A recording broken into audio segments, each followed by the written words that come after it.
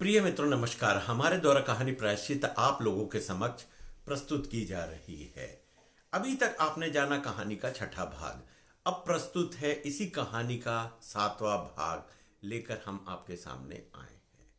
कृपया हमारे चैनल को लाइक और सब्सक्राइब अवश्य कर देवे। अब आगे इन 15 दिनों में सीमा के घर में मेरा निवास रहा, जहां ससुराल में रहने पर भी मुझे अच्छी खातिरदारी प्राप्त की गई। पानी पीने से लेकर भोजन व्यवस्था के साथ मेरी इज्जत मान में किसी प्रकार की कोई कमी न थी। अपनी तीनों बेटियों को विवाहित देखकर सीमा के पिता प्रफुल्लित नहीं समा रहे थे। फिर भी मन में एक टीस सी जागृत हो चुकी थी। अब उन्हें अकेलेपन की चिंता सताए जाने लगी थी। हालांकि यह दिन मेरे से भूले न बनेंगे। फिर मान सम्मान में मेरे कोई कमी न रखी गई थी। शहर प्रस्थान के दौरान उन्होंने बार बार मुझसे मिलने आने की वादा किया था। अपनत्व निभाने में उन्होंने कोई कमी न की थी। यह एहसास हो चला इतने कम समय में भी उन्होंने मुझे अपना समझा, और जिन्होंने अपना समझा था उन्होंने मुझसे दूरी बना ली थी। किस प्रकार का यह जीवन का घटनाक्रम है जो समझ से परे है। भरा पूरा परिवार होने के पश्चात भी आज मैं स्वयं को अकेला प्रतीत पा रहा था। पूरे परिवार को यह भान हो चला था शायद मैंने उन लोगों से कोई विद्रोह कर लिया हो। शहर के क्षेत्र में प्रवेश पत्र पाते ही मैंने और सीमा की खुशी का ठिकाना ना रहा। शहर में एक छोटा सा आसियाना जिसमें हमारा निवास, अच्छी नौकरी, अच्छा पद, जीवन की राह अग्रसर हो चली। समय का पहिया घूम रहा था। वक्त बीतने के साथ साथ वर्ष में जीवन की सौगात कुदरत ने प्रदान की।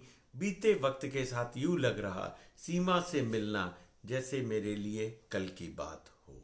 फिर मित्रों के संग जलसा में शामिल होकर हर्षोल्लास को दुगना कर दिया। गिले शिकवे सब भूलकर आज बहुत दिनों के पश्चात माँ और बाबूजी का आगमन हुआ है। अपनत्व का बोध लिए हुए शायद ममता सभी पर भारी नजर आ रही है। बच्ची को गोद में लेकर दुलार कर रहे शायद माँ की जिद के सामने बाबूजी को झुकना पड़ा और अपनी हार स्वीकार माननी पड़ी, जिसे वह अपनी झुकी हुई नजरों से व्यक्त कर रहे हैं।